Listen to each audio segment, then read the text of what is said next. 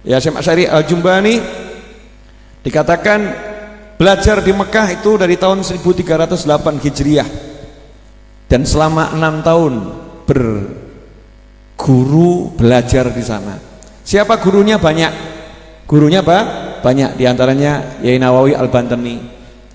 Dan yang jarang disebut ada dalam kitab Tasniful Asma, dua guru beliau itu adalah seorang ulama besar yang bernama Sayyid Husain bin Muhammad bin Husain Al-Habsyi. Kalau kita kenal barusan di ada hallnya Habib Ali Habsyi. Nah, Habib Ali itu punya kakak tinggal di Mekah, nama kakaknya Husain. Kakak beliau itu punya ayah, beliau juga punya ayah yang sama namanya Muhammad. Ayah beliau ini adalah mufti Mekah, kemudian anaknya yang di Mekah pun mewarisi keilmuan ayahnya sama, jadi mufti, namanya Habib Husain bin Muhammad bin Husain, mufti Mekah. Mbah Hasyim juga belajar kepada Habib Husain di rumahnya maupun di Masjidil Haram. Belajar baca kitab, hatam kitab yang satu, hatam kitab yang lain. Karena sistem pendidikan pondok itu beda dengan sistem pendidikan sekolah. Beda. Sistem pendidikan pondok adalah menghatamkan kitab pada seorang guru. Baca, kemudian nanti dikasih penjelasan sama gurunya. Baca, kasih penjelasan sama gurunya. Selama 6 tahun di rumah maupun di masjid belajar seperti itu. Lah kira-kira yang dibaca banyak enggak ya?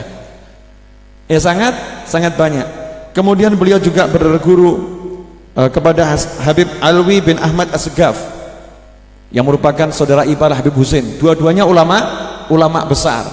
Menariknya ada satu kisah yang banyak warga Nahdliyin nggak paham. Banyak kita ini orang NU nggak ngerti.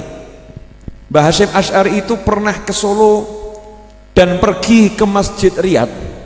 Masjid Riyadh ini di perempatan ada wisata religi makam Habib Alwi, itu petunjuk ya, Masjid Riyadh. Mbah Hasyim Asy'ari pernah dari Jombang itu naik dokar ke Solo. Jenengan sanggup mencontoh naik dokar ke Jombang dibalik gitu? Naik mobil saja capek. Naik dokar ke Solo. Sampai Solo mencari Habib Alwi, ayahnya Habib Anis. Mencari Habib Alwi. Ngapain cari Habib Alwi? Habib Anis cerita ke beberapa orang, diantaranya ke saya, waktu menjelaskan biografi Mbah Hasyim Asy'ari.